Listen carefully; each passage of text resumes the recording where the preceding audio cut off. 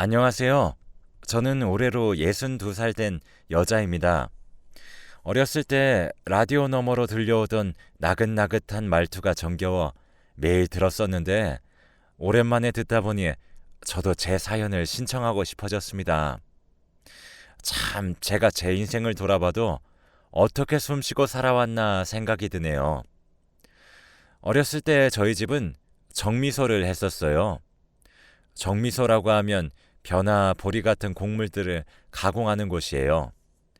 그 시절에 사시던 분들은 알겠지만 정미소를 한다는 게 참 돈이 많이 되어서 저도 남부럽지 않게 살았었죠. 중학교를 같이 다니던 순자라는 친구가 있었는데 그 집은 어머니가 장에 나가서 나무를 캐다 파는 걸로 돈을 벌었었고 아버지는 한양처럼 지내시던 분이라 너무 어렵게 살았었어요. 그래서 딱한 제 친구 사정을 듣더니 부모님은 너무 안 됐다며 저희 집에 딸려있는 옥탑방에 살게 해주었죠. 새 식구가 살기에 좁다며 오히려 미안해 하셨던 기억이 있습니다. 그래서 그 집이 어려워 돈이 없으면 그냥 받지 않기도 하고 또 생활 형편이 조금 괜찮을 땐 받으시고 그러면서 정말 친하게 지냈었죠. 그렇게 저는 고등학교로 진학하고 친구는 그 어린 나이에도 공장에 들어갔습니다. 워낙 어렵던 시절이라 어린 나이여도 그냥 일을 시키던 때였죠. 그렇게 친구는 어린 나이에 그래도 꽤 많은 돈을 벌었어요. 그러면서 안 좋은 친구들도 만났던 걸로 기억합니다. 저는 야간 자율학습이 끝나고 11시쯤 집에 돌아올 때 친구는 집 앞에서 친구들과 담배를 피기도 했었고 오토바이를 몰고 다니는 남자친구들과 어울려 놀기도 했었죠. 그러다 가끔 순자는 저에게 이런 내가 부끄럽니? 라며 민방한 얼굴로 숨죽어 물을 때도 있었습니다. 저는 예, 친구 사이에 그런 말이 어딨니? 그런 말 하지도 말어. 라며 툭툭 치며 웃어 보이기도 하였죠. 그래도 순자는 때묻지 않은 순수함이 있었어요.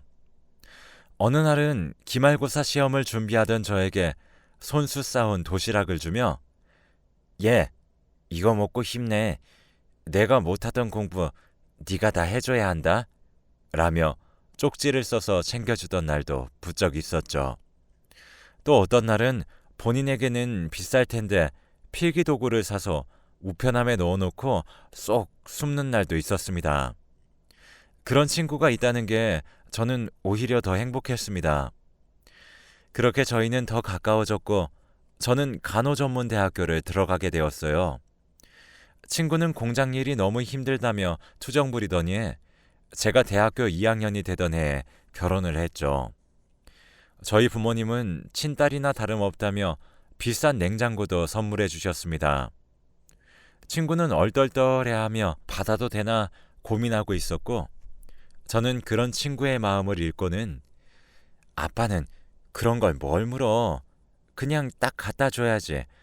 아빠도 참 이라고 했죠. 제 말에 한바탕 다들 웃어 넘겼습니다. 그런데 제가 대학을 졸업할 때쯤 친구는 남편과 이혼을 해야겠다고 하더라고요. 이미 딸아이가 있었는데 말이죠. 그래서 제가 무슨 일이냐고 물으니 남편이 사실 자신에게 가정폭력을 했다며 정신적, 신체적으로 학대당해 왔었다며 더 이상은 정말 못 참겠다고 이혼을 선언했었죠. 친구는 다시 공장에 나가게 되었고 저는 그맘때쯤 병원에서 일을 하며 친구를 돕게 되었습니다. 그러다 저도 병원에 있던 의사와 2년 열애를 하고 결혼을 하게 되었고 그 당시만 해도 공장에서 취업을 준비하던 다른 여자친구들에 비해 현대적인 여성처럼 보여져 선망의 대상이 되었었죠. 그런데 결혼을 하고 나서부터 제 친구는 제 연락을 잘 받지 않았어요. 저도 결혼하고 나서부턴 다른 동네로 이사를 갔다 보니 친정집에도 가끔 내려가게 되어 연락을 잘 못했고요. 그렇게 가끔 친정집을 가면 오다 가다 마주쳤었는데 저를 너무 대놓고 피하는 게 느껴졌습니다. 그렇게 2년을 점점 멀어지면서 속절없이 보내게 되었어요. 그러다 저희 부부에게 딸아이가 생겼습니다. 어찌저찌 살다 보니 시간이 훅 흐르더라고요. 그렇게 딸의 나이가 20살이 되었을 무렵 동네에서 산책을 하다가 순자를 마주치게 되었어요. 벌써 멀어진 지 23년이 되던 해였죠. 조금 먼 곳에서 인사를 해야 할까 고민하며 멀뚱멀뚱 서 있자 순자가 저에게 다가오더니 제 손을 잡고 이게 얼마만이야? 정말 반가워. 너 얼굴 보니 귀한 사모님이 되었구나. 아직도 귀티가 나네. 늙어도 그대로네. 이러면서 너무 반가워하길래 저도 뭔가 마음의 벽이 허물어지는 느낌이 들었죠. 그렇게 저희는 주변 카페에 들어가서 이야기를 나누었습니다. 순자가 먼저 입을 열었고 너 나한테 서운하지? 내가 어느 날부턴가 연락도 잘 안 되고 그래서 말이야. 라고 이야기를 꺼내자마자 저도 정말 너무 서운했어. 도대체 왜 그런 거야? 라고 서운한 마음을 드러냈어요. 순자는 서글서글하게 웃더니 어렸잖아. 어린 마음에 너는 왜 항상 그렇게 부잣집이고 잘 사는데 나는 왜 이럴까? 내 인생은 왜 이럴까 했던 것 같아. 그러면 안 됐는데 너랑 나를 비교하게 되더라고. 그래서 그냥 괜히 너한테 셈이 났던 것 같아. 라며 또 말을 이어나갔습니다. 근데 시간이 지나서 나도 이런 일 저런 일 겪다 보니 왜 그랬나 내 자신이 이해가 안 가더라고. 너는 그런데도 날 계속 찾아줬는데 말이야. 근데 그렇게 깨닫고 나니 너무 우리 사이가 멀어졌더라고. 매일같이 너한테 미안했어. 길을 걷다가도 병원이 보이면 순이는 잘 지내고 있나 아른거렸어. 라고 순자가 저에게 손을 잡으며 이야기하더군요. 그러고는 순자는 저에게 더 미안한 눈빛으로 눈을 마주치며 미안해. 내가 그러면 안 됐었는데 너희 부모님 뵐 면목도 없어 난. 이러면서 사과를 했습니다. 저는 순자에게 괜찮아. 다 지나간 일이잖아. 우리 부모님도 늘 너를 궁금해하셨어. 너 내가 애 낳고 얼마 안 돼서 집을 비웠다면서 지금은 어떻게 지내? 라고 물어봤습니다. 순자는 그때 사실 나도 병원에서 청소하면서 지내다가 좋은 의사 선생님을 만나 결혼을 했었어. 그래서 정말로 잘 지내고 있는 줄 알았는데 글쎄 유부남이더라고. 두 집 살림을 한 거지. 내가 너무 기가 차서 그래서 이제 남자들 보면 진절머리가 나. 남자들 눈만 마주쳐도 소름이 돋아. 남자 알레르기가 생겼나 봐. 하며 너스레를 떨었습니다. 순자는 그래도 그 유부남 의사가 자기 가정을 지키고 싶어 건네준 돈으로 작은 가게를 차려서 나름 좋은 평판을 들으며 생계를 꾸려가고 있다고 했습니다. 그렇게 우리는 다시 집도 가까워졌으니 서로 왕래하며 지내기로 약속을 했고 한 달 후 저희 집에서 만나기로 했습니다. 남편은 그때 야간 진료가 있던 날이라 저녁 시간대가 마침 비어서 그때 순자를 초대하기로 했죠. 그리고 저녁 약속 시간이 되었고 순자랑 오순도순 밥 먹고 이야기하며 우리의 학창시절을 떠올릴 때쯤 남편이 들어왔습니다. 생각보다 환자가 별로 없어 빨리 들어왔다고 했죠. 순자는 당황한 듯 후다닥 자리를 떠버렸어요. 그러고는 저에게 전화해서 미안해 순이야. 내가 남자만 보면 전 남편들이 생각나. 온몸이 부서질 듯 떨려서 너무 예의 없게 나와버렸네. 미안하다고 꼭 좀 전해주라. 이렇게 부탁을 하니까 순자가 더 안쓰러워지더라고요. 그렇게 순자는 저희 남편과 마주칠 틈을 주질 않았어요. 남편이 오고 있다는 얘기만 들어도 바로 나가버릴 정도였으니까요. 그래도 제 딸아이를 친엄마처럼 챙겨주곤 했습니다. 소풍 때에는 무조건 김밥을 싸들고 와서 딸아이 손에 들려주기도 했고, 운동회라고 하면 정말 십첩반상 부럽지 않게 큰 도시락통 2묶음을 챙겨와 나눠 먹으라고 보내기도 했습니다. 그런 순자에게 더없이 고마웠고, 우리는 그렇게 또 둘도 없는 친구가 되었어요. 그러던 어느 날 남편은 세미나를 가겠다고 했고, 딸아이는 해외로 수학여행을 가는 날이었어요. 저도 그날은 친정에 김장하러 가는 날이어서 새벽쯤 집을 나왔습니다. 그런데 한창 김장을 하고 있는데 남편에게서 다급히 전화가 오더군요. 딸인 지우가 가던 중 교통사고를 당해 뇌출혈이 심했다고 했고, 저는 부모님과 같이 김장을 내팽개치고 단숨에 달려나갔습니다. 지우는 뇌손상이 심해 식물인간이 되었습니다.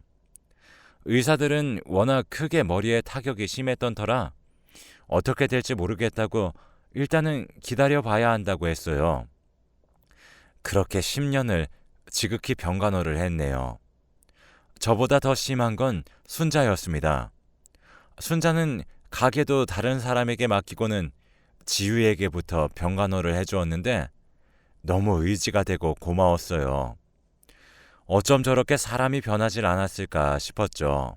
지우는 깨어나지 못하고 있었지만 그래도 옆에서 그렇게 붙잡아주는 순자가 있어서 저는 10년이란 긴 세월을 희망을 놓지 않고 병간호를 했었던 것 같아요. 의사들은 아마 깨어나지 못할 거라고 이야기했습니다. 저는 하나님께 제발 제 아이가 의식을 찾게 해달라고 매일같이 지우의 손을 붙잡고 기도했습니다. 그런데 어느 날 집을 막 나서려던 참에 병원에서 전화가 왔는데 지우가 손가락을 움직이기 시작한다고 하더라고요. 저는 쿵쾅대는 가슴을 진정시키며 택시를 타고 바삐 병원에 도착했는데 지우는 눈을 떠 깜빡이는 정도였죠. 어느 정도의 움직임을 보이긴 했지만 소리를 조금씩만 낼 뿐 큰 호전을 보이지 않았습니다. 그렇게 2년의 시간이 흐른 뒤에 어느 날 갑자기 지우가 옆에 있던 저를 툭툭 치더군요. 그러더니 엄마라고 입을 뗐습니다. 믿기지가 않았어요. 지우야, 지우가 엄마 부른 거야? 라며 눈물을 흘리며 물어봤더니 지우는 끄덕거리며 엄마 하며 같이 눈물을 흘렸습니다. 저는 지우를 부둥켜 안고 정말 목이 부어오를 정도로 엉엉 울었어요.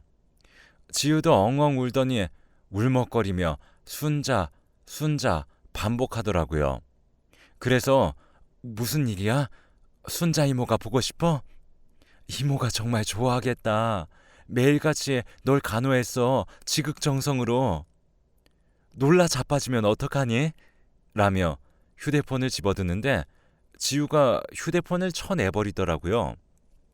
지우는 씩씩거리며 화를 내고 있는 듯 했습니다. 그러더니 어렵게 말을 이어갔는데 충격으로 눈앞이 하얘졌습니다. 지우가 말한 내용을 다시 정리해서 이야기해보면 그때 지우는 수학여행을 가려고 아빠랑 같이 집을 나섰다고 했습니다. 아빠가 데려다 주겠다고 말이죠. 근데 지우가 여권을 두고 오는 바람에 집으로 택시를 타고 다시 들어왔는데 집안에 보이지 않던 신발이 보였다고 해요. 그래서 지우는 엄마가 신발을 새로 샀나 싶었는데 안방에서 말하는 소리가 들렸다고 합니다. 그래서 안방문을 열었더니 순자 이모랑 아빠가 있었고 지우의 눈빛을 눈치챈 순자 이모가 불이 나게 안방을 나가려고 했답니다. 그래서 지우는 왜 이모가 여기 있냐고 우리 아빠랑 뭐 하는 거냐고 소리를 쳤답니다. 순자가 내가 너한테 이런 일까지 이야기해야겠냐고 놓으라고 밀쳐버렸는데 하필 지우가 서랍장에 머리를 부딪혀 쓰러진 거라고 합니다. 그때부터 기억은 안 나지만 순자 이모랑 아빠는 오래된 사이처럼 보였다고 해요.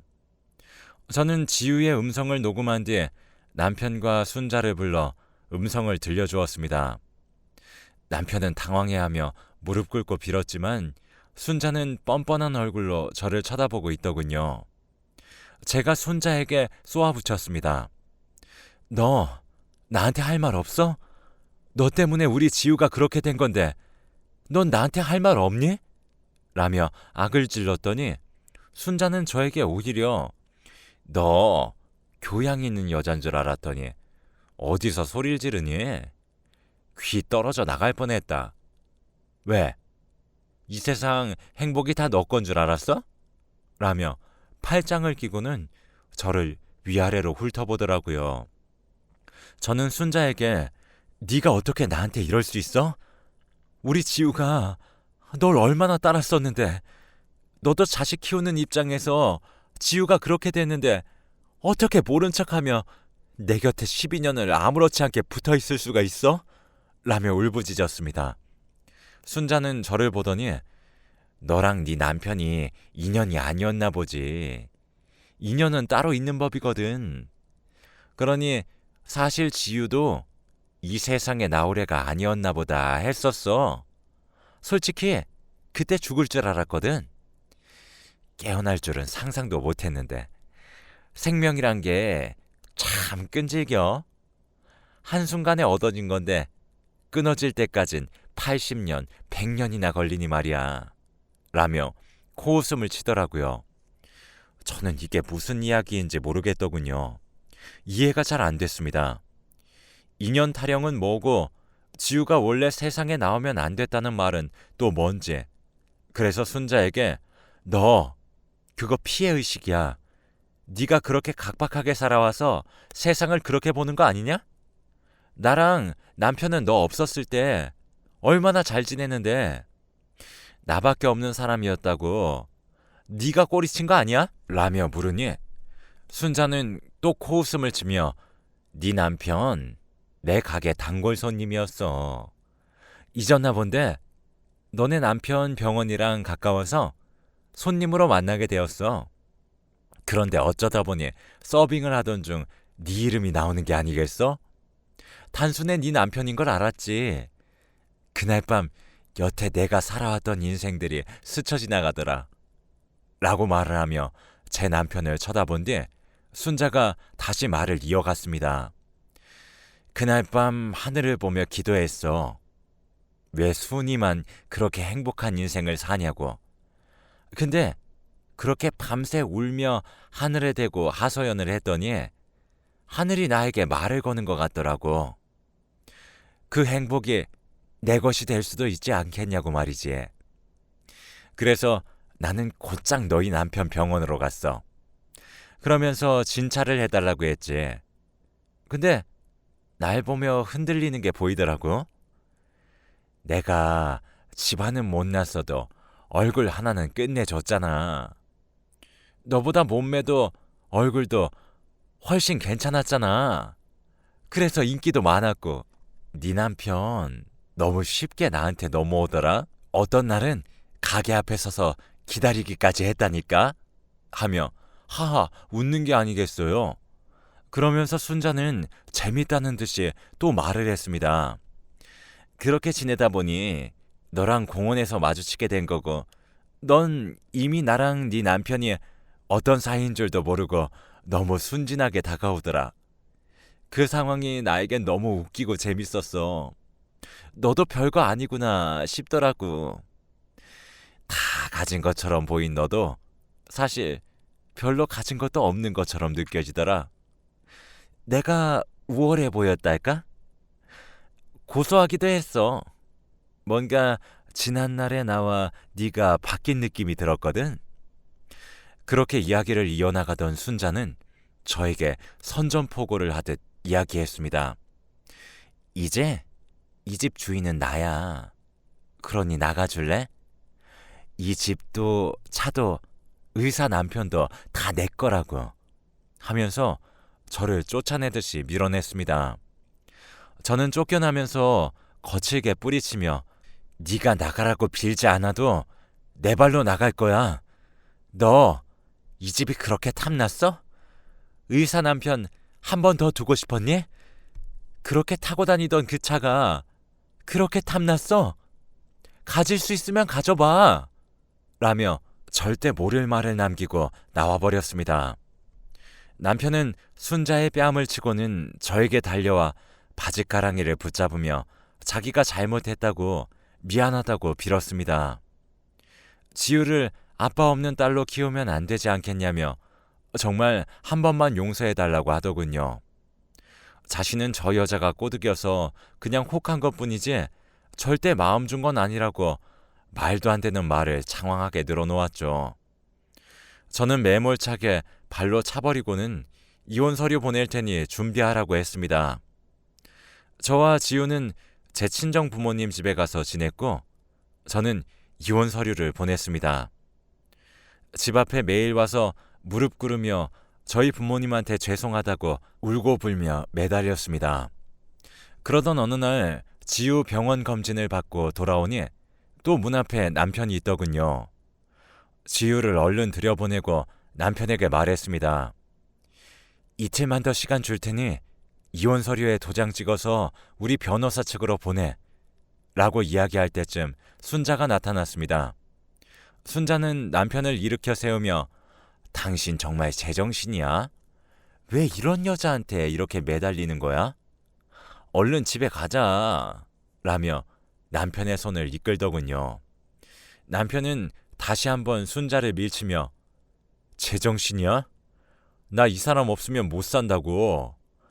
너랑 끝내자고 몇 번을 말해. 그만 붙잡아 라며 악을 질렀고 순자는 뒤로 자빠졌다가 다시 일어나 남편의 팔과 몸통 쪽 옷을 부여잡으며 당신이 뭐가 모자란다고 이런 싸구려 애한테 이래? 이제 그만해. 내가 맛있는 밥 해줄 테니까 그거 먹고 출근 준비하자. 응? 하며 씩 웃고는 남편에게 달라붙었습니다. 남편은 순자의 머리를 쥐어뜯으며 내가 가지고 있는 모든 거 그거 다 내 거 아니라고. 왜 알지도 못하면서 그런 소리를 해? 라며 악을 지르니 순자가 갑자기 잡고 있던 남편의 옷에서 손이 스르르 떨어지더군요. 당신께 아니라니? 그렇게 돈 많이 벌었는데 당신께 아니라니? 그럼 누구 건데? 라며 눈을 서글프게 떴습니다. 남편은 엉엉 울며 난 가진 게 없어. 병원도 집도 차도 다 이 집에서 해준 거란 말이야. 한 푼도 없던 나를 그래도 자기 딸이 사랑하는 사람이라며 걷어주신 거란 말이야. 순이야, 미안해. 정말 내가 잘못했어. 내가 못났어. 나 한 번만 용서해주라. 내가 정말 이번 일 가슴속 깊이 심장에 새겨서 절대 다른 사람 안 볼게. 정말 미안해. 용서해줘. 내가 미쳤나 봐. 라며 이야기를 하더라고요. 그러더니 순자가 나에게 달려와서 토끼 눈을 뜨며 아니지? 지금 이 사람이 미쳐가지고 저러는 거지? 집 위에 너 거야. 아니지? 거짓말이지? 하며 믿기지 않는다는 눈으로 저를 쳐다봤습니다. 그래서 저는 웃으며 이야기했습니다. 그래서 내가 그랬잖아. 그날 네가 그 집에서 네가 남편의 집이라고 알고 있었지만 내 명의로 된 그 집에서 날 내쫓으면서 다 네 거라고 했던 날 기억하지? 내가 뭘 했어? 가질 수 있으면 가져보라고 했지? 왜 사람 말을 그렇게 안 듣니? 고작 그깟 집이랑 차, 의사 남편이 얻고 싶었어? 그거 다 내 거야. 이 사람 말 그대로라고. 우리 부모님 돈 많이 버신 건 몰랐었나 보네? 그래도 난 이 사람 나만 바라봐주고 가정적이고 지우에게 좋은 아빠여서 지냈던 건데 이참에 잘 걸렸다 싶었어. 하루아침에 내 사람이 아닌 사람들 둘이나 걸러서 얼마나 좋아? 신에게 기도하던 게 이렇게 이루어질 줄 누가 알았겠어? 라며 이야기를 하니 순자는 그 자리에 주저앉았습니다. 그러고는 정신이 나간 눈빛으로 멍하니 초점 없는 눈으로 허공을 바라보고만 있었죠. 저는 순자에게 마지막 말을 남기고 집으로 들어갔습니다. 그러게, 왜 그렇게 보이는 것만 믿어? 눈에 보이는 게 전부가 아닌데 너야말로 너무 순진하구나. 돌아보면 너무나 많은 일이 있었던 세월입니다. 저는 그래도 순자나 남편을 미워하지 않아요. 가끔 그 일들을 생각하면 숨 막히고 어제 있었던 일들처럼 생생해서 심장을 옥죄어오지만 저도 딸도 그 일로 사람 보는 눈이 생겼달까요? 그들이 아니었으면 더 심한 일도 당했을 것 같아요. 순자에겐 저렇게 이야기했지만 저도 참 순진하게만 살아왔던 것 같긴 하네요. 사람들이 가만히 별 말을 하지 않는 저를 보면 이야기하더라고요. 자기는 참 고상하게 생겼는데 세상 풍파 다 겪은 눈을 하고 있어. 라고요. 맞아요. 굴곡 많은 인생이었지만 그래도 그 사람들이, 그 사건들이 지금의 저를 만들어준 것 같아 저는 아무도 원망하지 않아요. 여러분들도 자신감을 가지고 살았으면 좋겠어요. 세상에 풍파 없이 사는 사람들이 어디 있나요?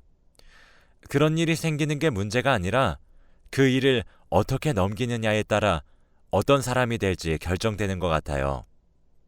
여러분들에게도 그런 용기 있는 하루하루가 되었으면 좋겠습니다. 내일은 더 나은 사람이 되길 저는 기도하고 지낸답니다. 모두 오늘도 내일도 더 좋은 일들만 생기길 기도할게요.